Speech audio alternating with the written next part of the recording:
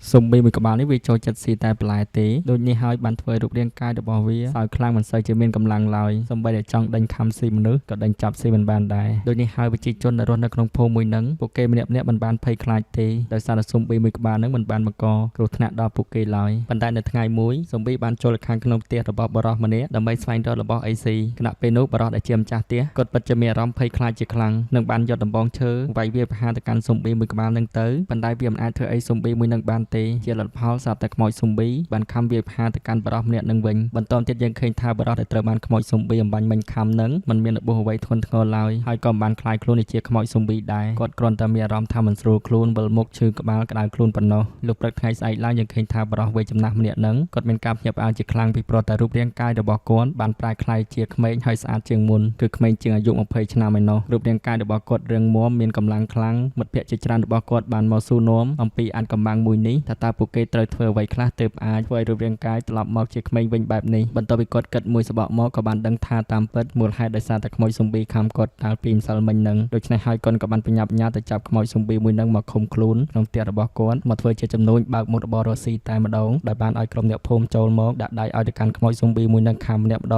ងហើយបង់លុយមកឲ្យគាត់អញ្ចឹងណាថ្ងៃស្អែកឡើងយើងឃើញថាអ្នកភូមិទាំងអស់បាននាំគ្នារត់អសប្បាយខ្លាំងមែនទែនពីព្រោះតែរូបរាងកាយរបស់ពួកគេប្រែក្លាយជាមនុស្សមានសុខភាពល្អមានសម្រស់ក្មេងជាងវ័យគ្រប់គ្នាទៅ